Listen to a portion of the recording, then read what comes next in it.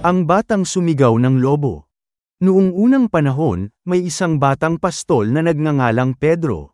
Araw-araw niyang inaalagaan ang mga tupa sa burol.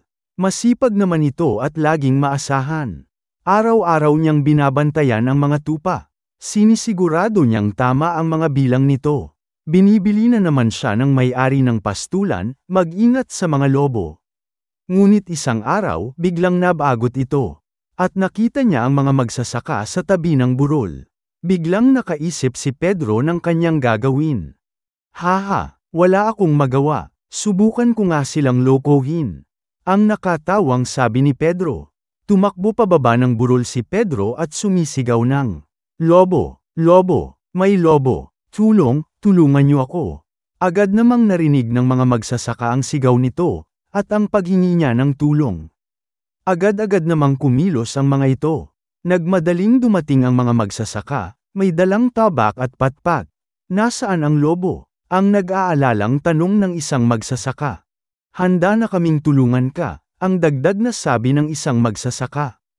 Biglang napatingin ang mga magsasaka kay Pedro nang marinig nila ang tawa nito.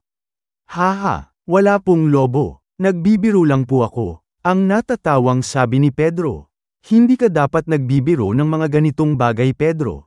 Ang seryosong sabi ng isang magsasaka. Pero parang walang narinig si Pedro at patuloy ito sa pagtawa. Hindi maipinta ang mga mukha ng mga magsasaka.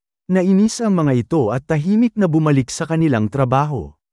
Ngunit ilang araw pa ang lumipas, muling sumigaw ng tulong si Pedro.